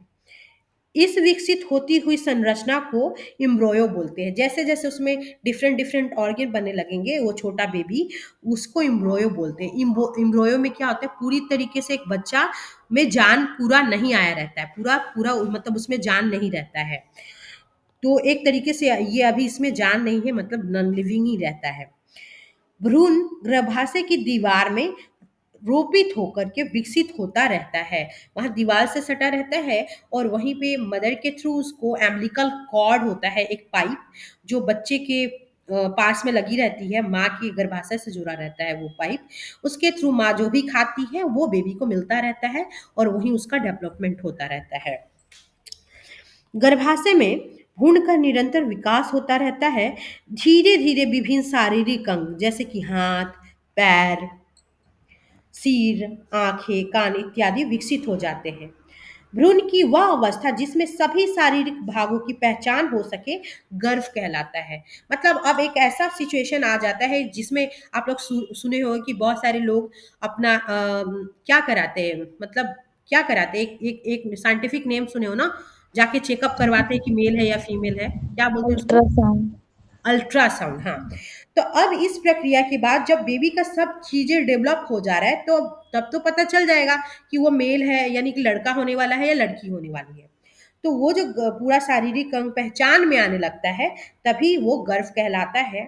और जब गर्भ का विकास पूरा हो जाता है तो माँ नवजात शिशु को जन्म देती है, और इसी गर्भ की अवस्था को इसी के थ्रू बहुत सारे डॉक्टर डायग्नोसिस करके बताते हैं कि मेल है या फीमेल है। मुर्गी में भी आंतरिक निषेचन होता है। मुर्गी में भी अभी तक, यहाँ देख लो, ये दिखाया गया है पूरा, ये गर्भाशय है, एज लाइक एक बैलून की तरह दिख रहा है। ये बेबी माँ से लगा हुआ है, और ये जो पाइप देख रहे हो that is called umbilical cord, जो बच्चे के पेट से जुड़ा होता है। कोई भी बेबी जन्म लेता है तो उसके पेट के पास एक ब्लू कलर की नीला नीला नील लगा दिया जाता है, वो कटा नाभि से हुआ जुड़ा ऐसा होता रहता है ना। है। हाँ, नाभि उसका। नाभि, नाभि, वहीं से बच्चे को खाना मिलता है मदर के थ्रू, और फिर उसके बाद आफ्टर बच्चे का जन्म हो जाता है, एक पैसेज के थ्रू बेबी बाहर आ जाता है। परंतु क्या मनुष्य और गाय की तरह मुर्गी भी बच्चे मैम वो को? नीला क्या होता है? नीला नीला, और नाभि बोलते जनरली, मैंने भी सुना है नाभि, नाल, ये पूरा जो है ना, ये जो रेड देख रहे हो that is called umbilical cord. जो बच्चा एक क्वेश्चन भी पूछता है कि बच्चा अपने मदर से किसके थ्रू जुड़ा रहता है, तो एम्बिलिकल कॉर्ड के थ्रू, जिसमें उसी के थ्रू बेबी को खाना मिलता रहता है, जो भी मदर खाती है वो बच्चे को भी मिलता रहता है। समझ गए? जीवित रहने के लिए उसको पानी तो चाहिए, खाना तो चाहिए, और ये इसी के थ्रू जुड़ा रहता है, जो जन्म के बाद काट करके अलग कर दिया जाता है। देखे होगे आप, बच्चे का जो नीला नीला लगा रहता है वहां पे उसको दाब के ऐसे कुछ दिन तक रखा जाता है। देखे होगे सब बच्चों में, नए बच्चों में एकदम तुम लोग देखे होगे। तो यहाँ पे लिखा है कि यस मुर्गी में मैम। भी आंतरिक निषेचन होता है, लेकिन मुर्गी में जब आंतरिक निषेचन होता है तो बच्चा क्यों नहीं जन्म देती, ये क्वेश्चन तो उठा, यहाँ पे यही लिखा है। परंतु क्या मनुष्य और गाय की तरह मुर्गी भी बच्चे को जन्म देती है? आप जानते हैं कि मुर्गी बच्चे को जन्म नहीं देती है। तब चूजे कैसे जन्म लेते हैं? जैसे जैसे ही निषेचन होता है, यानी मेल और फीमेल गेमेट का अंदर में मतलब मिल जाते हैं बॉडी के अंदर भी, मुर्गियों में निषेचन तो अंदर में ही होता है ना, मेल और फीमेल का निषेचन अंदर में ही होता है। तो जैसे ही यस निषेचन मैम। हो जाता है तो उनका जो जाइगोट है लगातार डिवाइड करता रहता है, विभाजित होता रहता है, बढ़ता रहता है, और अंडवाहिनी से नीचे की ओर बढ़ता रहता है, अंडवाहिनी से नीचे की ओर आने लगता है। नीचे बढ़ने के साथ साथ इस पर एक सुरक्षित सुरक्षित मतलब एक अच्छी परत चढ़ती जाती है, जो इसको अच्छे से प्रोटेक्ट रखती है। इसके नीचे बढ़ने के साथ साथ एक इस पे सुरक्षित परत चढ़ती जाती है। मुर्गी के अंडे पर दिखाई देने वाला कठोर कवच भी ऐसी ही सुरक्षित परत है। जो मुर्गी का अंडा देखते हो, जो खाते भी हो आप लोग, वही सुरक्षित परत है, जो डे बाय डे उस पर चढ़ती रहती है जब मुर्गी के अंडे का विकास होता रहता है, यानी कि उसका जो जाइगोट है वो धीरे धीरे बच्चे में बदलता रहता है, तो वो कवच चढ़ती जाती है। कठोर कवच के पूर्ण रूप से बन जाने के बाद मुर्गी क्या करती है, अंडे को बाहर निकाल देती है शरीर से। निर्मोचित करना मतलब शरीर से बाहर निकाल देना। मुर्गी के अंडे को चूजा बनने में लगभग 3 सप्ताह का समय लगता है। कितना लगता है याद रखिएगा, 3 सप्ताह। क्या करती है मुर्गी, अंडा तो बाहर निकाल देती है, और धीरे धीरे जैसे अपने बॉडी का टेम्परेचर है उसको देती है। कैसे देती है? मुर्गी जब अंडा निकालती है तो आके उस पर हमेशा बैठ जाती है। मैम उस पर बैठी रहती है, हम देखे हैं। देखिए हो ना, यस। यस सब मैम। देखे होंगे। आपने जी मैम। आपने मुर्गी को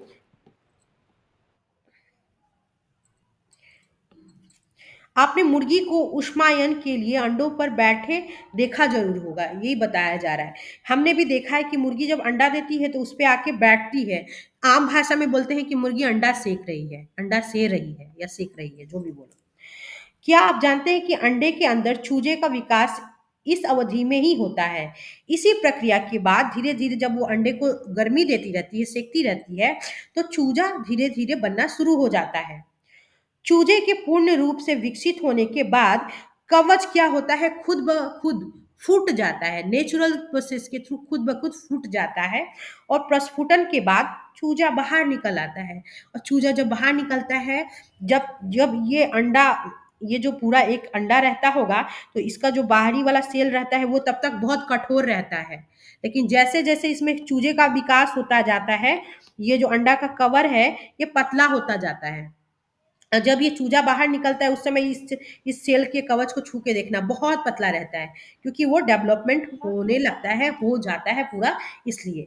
तो चूजा जब बाहर निकल जाता है छोटा सा रहता है, बहुत प्यारा सा, देखे होगे आप मैम सब। चूजा चूजा खुद ही अंदर से फोड़ता है उसे, हम देखे हैं। हाँ हाँ, तो हल्का हल्का सेकने के चोट बाद जो मार। गर्मी रहती है उस प्रक्रिया के थ्रू अंदर से वो फोड़ देता है, क्योंकि धीरे धीरे उसकी जो, मैंने वही तो बोला कि वो जो दीवार होती है ना कैल्शियम कार्बोनेट की, वो बहुत पतली हो जाती है, जो चूजा उसको आसानी से उसको ब्रोक करके बाहर आने में मदद हो जाता है। तो यहाँ लिखा है कि कवच के प्रस्फुटित हो जाता है, वो टूट जाता है और चूजा बाहर आ जाता है।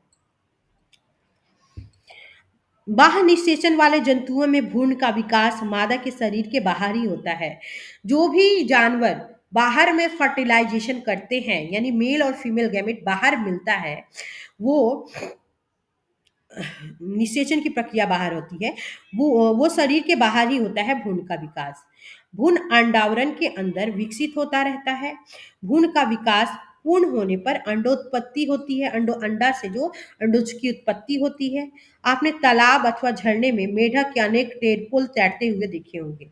मेढक के बच्चे को टेडपोल बोलते हैं, टेडपोल लार्वा बोलते हैं, जो वो तैरता रहता है तालाब में। देखना कभी सर्च करके बैठना तो, कि टेडपोल आखिर होता कैसा है।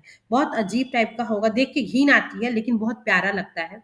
और बहुत सारे साइंटिस्ट लोगों को तो देखा है, उन लोगों के लिए तो आसान काम है। देखे हैं मैम। सब देखे होंगे, हाँ। एक वर्ड लिखा है जरायुज एवं अनप्रजक जंतु। जो जंतु अंडे देते हैं, इतना एक वर्ड में याद रखिएगा। उसको उसको बोलते हैं ओवीपेरस, यानी कि अंडा के थ्रू उनका बच्चा उत्पन्न होता है। और एक होते हैं जो पूरा एक तरीके से पूरा यूटेरस के थ्रू बच्चा उत्पन्न होता है उनमें, वो भी पेरस कहलाते हैं, यानी पूरा डेवलपमेंट ही अंदर हुआ। तो उसको जरायुज बोलते हैं और अंडप्रजक बोलते हैं। हमने जाना कि कुछ जंतु विकसित शिशु को जन्म देते हैं, जैसे ह्यूमन हो गया, गाय हो गया, जबकि कुछ जंतु अंडे देते हैं जो बाद में शिशु में विकसित होता है। वह जंतु जो सीधे ही शिशु को जन्म दे देते हैं उसे जरायु जंतु बोलते हैं, जैसे मानव, गाय, टाइगर। वे जंतु जो अंडा देते हैं वो अनप्रजक जंतु कहलाते हैं। यहाँ कुछ खास नहीं दिया था। कुछ जंतुओं के अंडों का अवलोकन करना सरल है, क्योंकि उनकी मां शरीर के बाहर अंडे देती है। जैसे कि आप जैसे अभी आप हम लोग मेढक का बात कर रहे थे, उसके अंडे को आप देख सकते हैं, चाहे तो देख सकते हैं।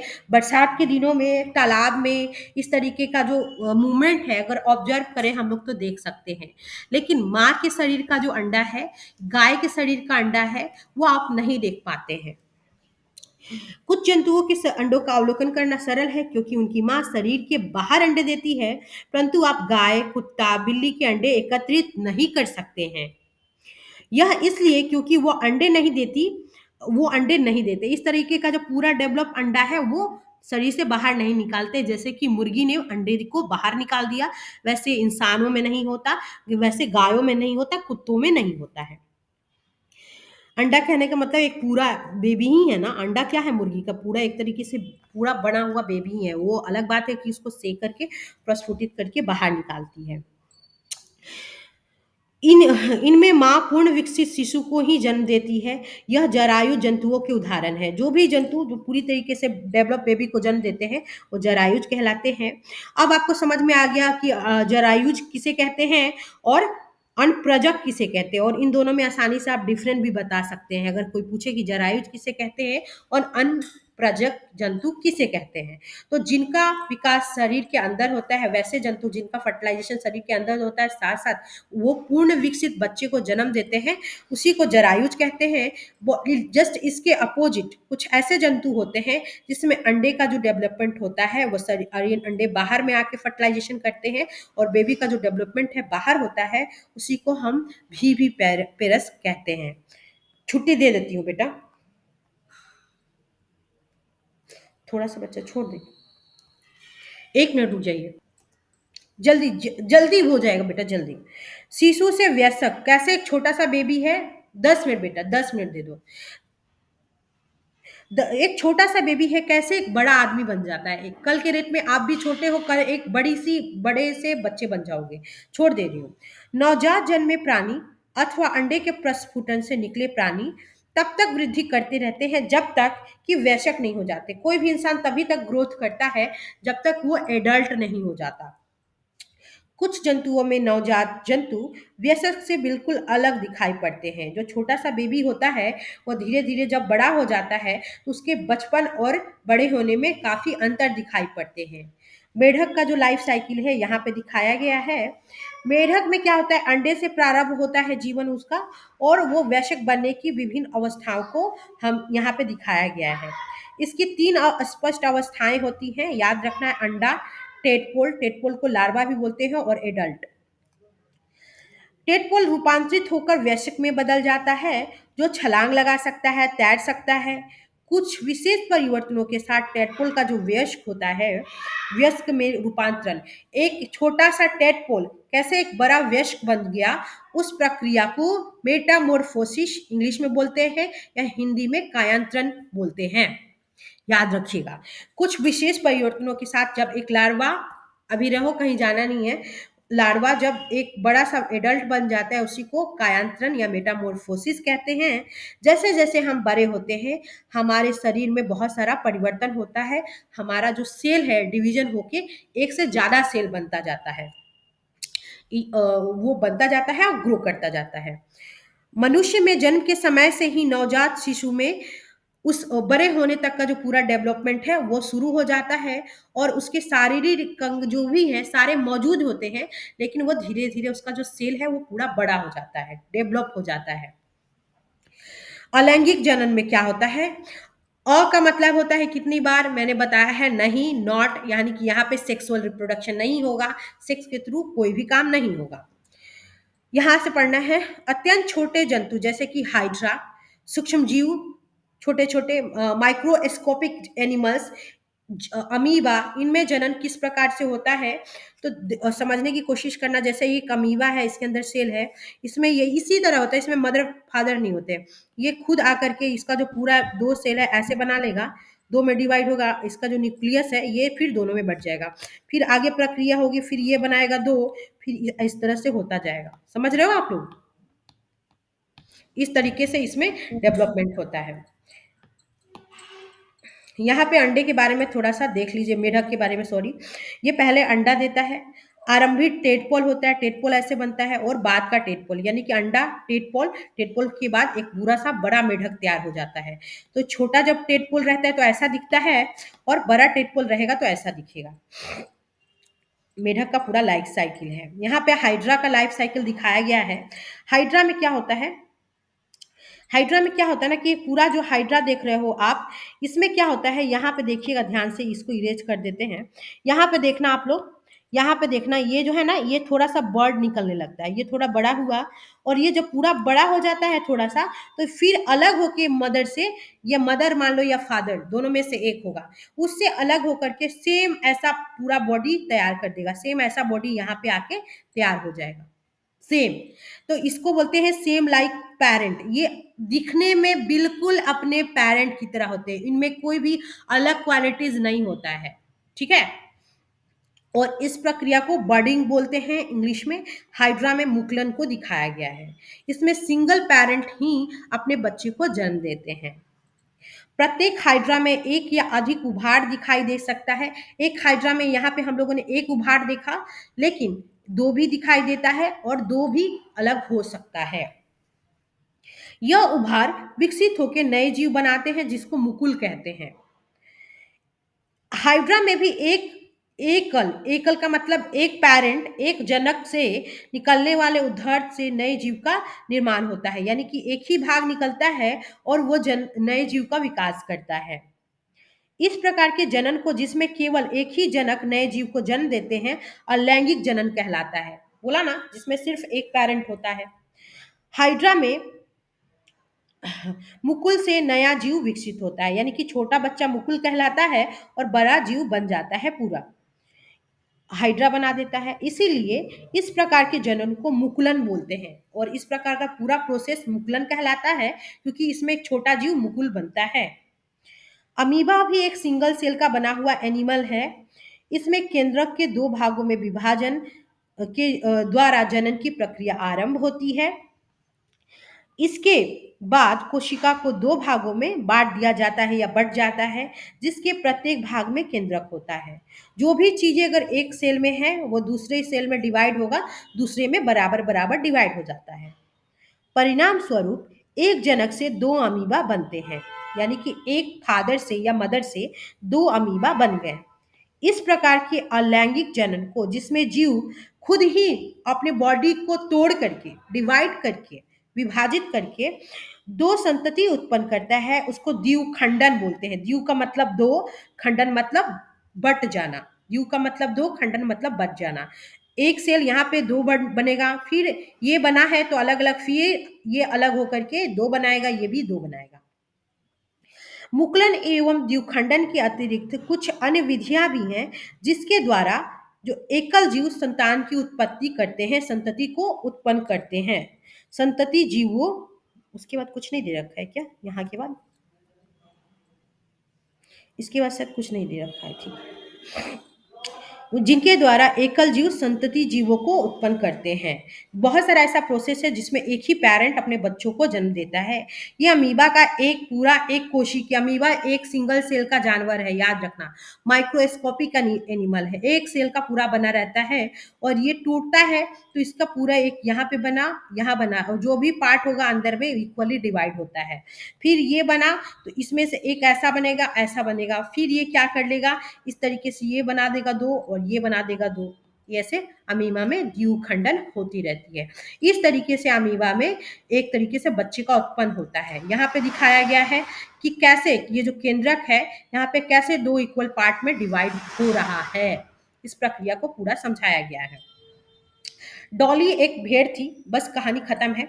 डॉली एक भेड़ की कहानी है, जिसमें क्या होता है कि क्लोन के थ्रू बच्चे को उत्पन्न किया जाता है, यानी कि दो जंतुओं से कुछ कुछ निकाल लिया गया है और एक नया जंतु डॉली बनाया गया है। तो एक क्वेश्चन पूछा था बीपीएससी कि क्लोन के थ्रू जन्म लेने वाला जानवर कौन सा है? कुत्ता, बिल्ली, भेड़, क्या नाम नहीं दे रखा था, कुत्ता, बिल्ली, भेड़ और ऐसे करके दे रखा था। तो भेड़ है, मेरे से गलती हो गया था क्योंकि उसमें मैंने पढ़ा नहीं। आप लोग ये गलती मत कीजिएगा। भेड़ याद रखिएगा और भेड़ का नाम भी याद रखिएगा। डॉली इस भेड़ का नाम है। लास्ट मिनट में क्यों गड़बड़ होने लगता है? किसी समरूप कोशिका या किसी अन्य जीवित भाग अथवा संपूर्ण जीव को कृत्रिम रूप से उत्पन्न करने की प्रक्रिया क्लोनिंग कहलाती है। से अगर आप किसी एक नया जीव का निर्माण करते हैं, वो भी कृत्रिम तरीके से, ना मेल गैमिट है ना फीमेल गैमिट, उसको हम क्लोनिंग बोलते हैं। क्लोनिंग आजकल बहुत चीजों का होता है। किसी जंतु की सफलतापूर्वक क्लोनिंग सबसे पहले इयान विल्मट और उनके जो सहयोगी थे एडिनबर्ग स्कॉटलैंड के रोजलिंग इंस्टीट्यूट में की गई थी। उन्होंने एक भेड़ को क्लोन किया जिसका नाम डॉली रखा। डॉली का जन्म 5 जुलाई 1996 को हुआ था। यह क्लोन किया जाने वाला पहला स्तनधारी था, पहला स्तनधारी जिसका क्लोन किया गया। इसका जो डेथ हो गया था 2003 में 14 फरवरी के दिन। अभी 14 फरवरी को इससे जुड़ा मैंने वैलेंटाइन डे के दिन इससे जुड़ा न्यूज़ देखा था कि ये 14 फरवरी 2003 को मर गई। इसके बारे में पढ़ते हैं। ये फिन डॉर्सेट है एक पेरेंट, और ये है स्कॉटिश ब्लैक फेस ईव। इन दोनों के मिलने से ये बच्चा उत्पन्न हुआ। अब आप बोलोगे कि मैम मिला कैसे? हाँ, मर गई। डॉली की क्लोनिंग करते समय क्या किया गया था, ध्यान से सुनिएगा कि फिन डॉर्सेट नामक मादा भेड़ की स्तन ग्रंथि से एक कोशिका एकत्रित की गई।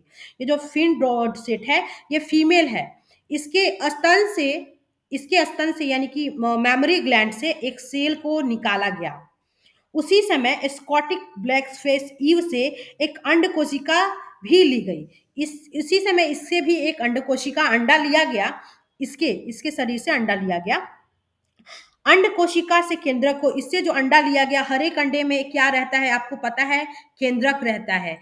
तो वहां से केंद्रक को हटा दिया गया और इसका जो इससे जो स्तन वाला एक छोटा सा सेल हम लोगों ने ले रखा था, यहाँ पे कोशिका जो ले रखी थी, उस क्या करते हैं आगे देखिए कि उसके बाद फिन डॉर्सेट भेड़ की स्तन ग्रंथि से ली गई कोशिका के केंद्रक को इसमें से क्या किया गया? इसमें से भी लिया गया, इसमें से भी।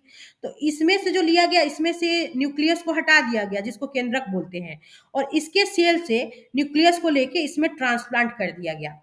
तो जो बेबी जन्म लेता है, याद रखिएगा, इसका भी सेल लिया गया, इसका भी सेल, लेकिन इसके शरीर से जो न्यूक्लियस है उसको हटा दिया गया, इसका सिर्फ सेल बच गया। और इसके वाले सेल को नहीं लिया गया, इसका न्यूक्लियस लेके इसके सेल में डाल दिया गया। और उसके बाद जब प्रोसेसिंग के थ्रू बच्चा होता है तो देखते हैं, आगे पढ़ते हैं। तत्पश्चात फिन डॉर्सेट भेड़ की स्तन ग्रंथि से ली गई कोशिका के केंद्रक को स्कॉटिक ब्लैकफेस ईव की केंद्रक विहीन कोशिका में स्थापित किया गया। इस प्रकार उत्पन्न अंड कोशिका को स्कॉटिश ब्लैकफेस ईव में रोपित किया गया। उसके बाद जो ये प्रोसेस हो जाता है, जैसे इसका सेल और इसका न्यूक्लियस लेकर के मिलाया जाता है और फिर इसी में इम्प्लांट कर दिया जाता है, यानी इसके यूटेरस में। और जब बच्चा जन्म लेता है, अंड कोशिका का विकास एवं परिवर्धन समान रूप से होता है। जैसे बच्चा जन्म लेता है, पूरा प्रोसेस होता है, लेकिन लेकर के इम्प्लांट किया गया, बाहर में मिलाया गया और अंदर में इम्प्लांट किया गया। परिवर्धन समान रूप से हुआ और अंत में डॉली का जन्म हुआ। यद्यपि स्कॉटिश ब्लैकफेस ईव ने डॉली को जन्म दिया था, इन्होंने ही जन्म दिया था, इसके अंदर ही डाल दिया गया था, इम्प्लांट किया गया था। तो क्या होता है, चूंकि आपने क्या किया था, जब इससे सेल लिए थे और इसका न्यूक्लियस लिया था, तो जिसका न्यूक्लियस लेते हो ना, उसका ज्यादा लक्षण दिख रहा था।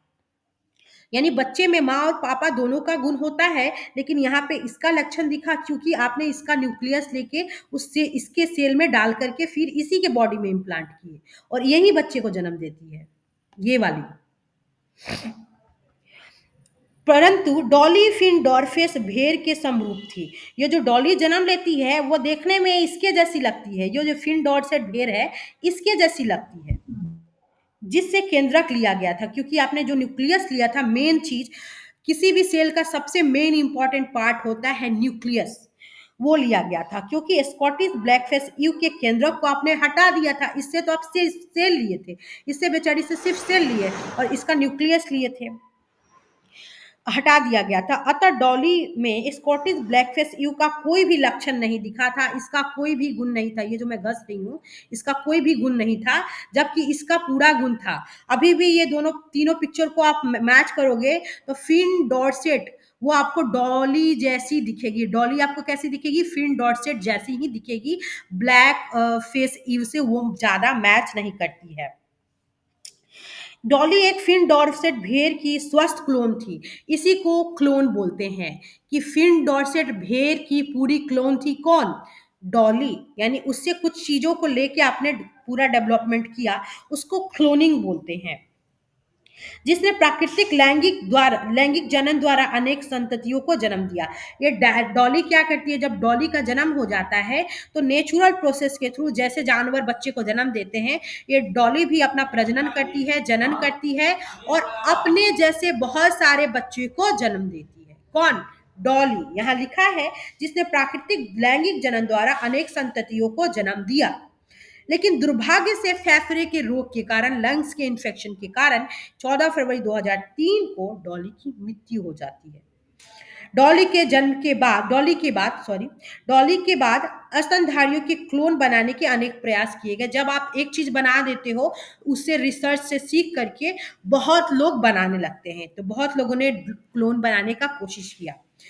बहुत से जन्म से पहले ही मर गए, परंतु बहुत से जन्म से पहले ही मर गए तथा कुछ की जन्म के बाद मृत्यु हो गई। बहुत अगर बच भी गए तो जन्म के बाद अगर जन्म लिया, जैसे बेबी उत्पन्न हो गया तो कुछ दिन के बाद ही वो सरवाइव नहीं किया, मर गया। क्लोन वाले जंतुओं में अक्सर जन्म के समय अनेक विकृतियां होती है। विकृतियां कहने का मतलब कुछ गड़बड़ियां, विसंगति, बीमारी, कमी, ये सब उनमें देखने को मिलती है।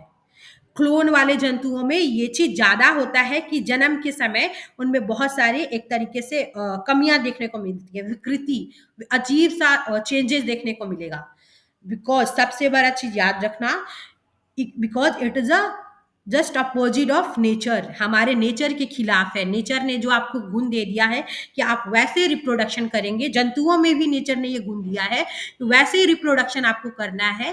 तो आप जस्ट अपोजिट, जस्ट अपने हिसाब से कर रहे हैं चीजें जो नेचर के खिलाफ है। It is a not real method, ये सही मेथड नहीं है, ये नेचर के खिलाफ है। इसलिए कहीं ना कहीं इन जंतुओं में ज्यादा प्रॉब्लम देखने को मिलती है और ये जन्म तो ले लेते हैं परंतु ज्यादा दिनों तक नहीं सरवाइव कर पाते, मर जाते हैं, या कमियां देखने को मिलती है, बीमारियां देखने को मिलेंगी।